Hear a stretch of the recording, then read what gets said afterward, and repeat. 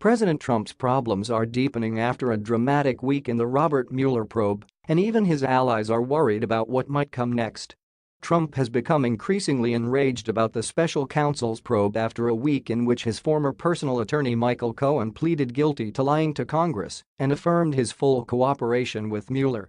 Mueller also stepped away from a cooperation agreement with former Trump campaign chairman Paul Manafort, accusing Manafort of lying.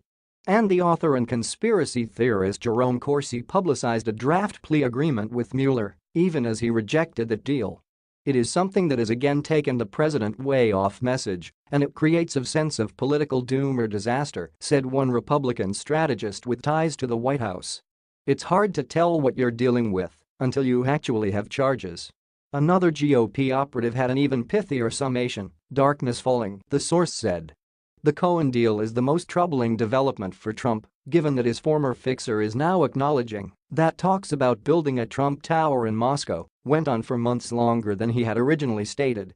Cohen says the proposed project was only formally abandoned in June 2016, when Trump was virtually assured of the GOP presidential nomination. Cohen had earlier said that the idea had been shelved in January 2016, before the first GOP caucuses were held in Iowa.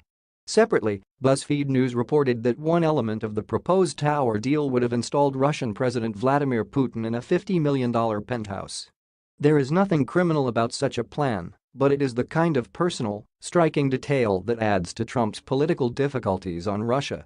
Trump canceled a proposed meeting with Putin at the G20 summit in Buenos Aires, though the stated reason for that decision was the tensions between Russia and Ukraine and, specifically, the recent seizure of 3 Ukrainian vessels by the Russians. He did nonetheless have informal conversations with Putin and other world leaders at a dinner on Friday evening, according to White House Press Secretary Sarah Huckabee Sanders. Beyond last week's developments, there are several other potential pitfalls that worry Trump allies. One is the relentlessness and secrecy with which Mueller works, a pattern that causes new developments to land like no-warning bombshells. Another is the possibility of the Trump family coming under increasing focus. The new legal filings in the Cohen case describe him talking about the project with unspecified family members. A third factor is the incoming Congress where, in January, Democrats will take control of the House of Representatives with the ability to set the agenda and subpoena witnesses. Referring to the new Democratic-led House, the GOP strategist with White House ties said, "It's a huge problem. I don't think Trump really understands what is coming at him until it does. He is used to dealing with the reality of what the message is today, but not the reality of what things will be like a few months ahead." Trump, his immediate circle and some of his outside allies are publicly evincing confidence. Rudy Giuliani, one of the president's lawyers, has insisted in several interviews that there is no contradiction between Cohen's current story and the version of events provided by the president. The proposed Trump Tower Moscow was apparently one of the issues addressed in Trump's written answers to questions from Mueller, which were submitted almost 2 weeks ago. Roger Stone, the longtime Trump ally who has come under scrutiny over leaked documents about Hillary Clinton's campaign, insisted again to The Hill in a Friday afternoon phone interview that he had done nothing wrong. Asked if he had ever discussed WikiLeaks with Trump, Stone replied, "Never. On no occasion, as I said on Meet the Press, and as I have said under oath. Never, and the government has presented no evidence to the contrary."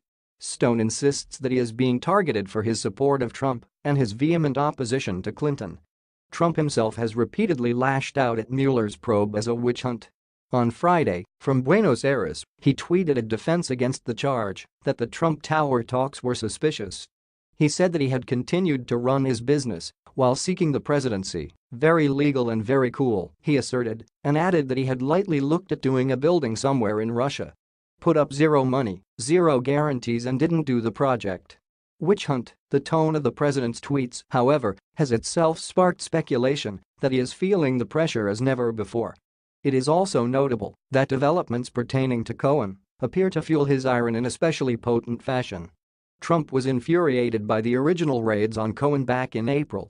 More broadly, the mere fact of Mueller grinding on, apparently inexorably, seems to be stoking Trump to new heights of anger.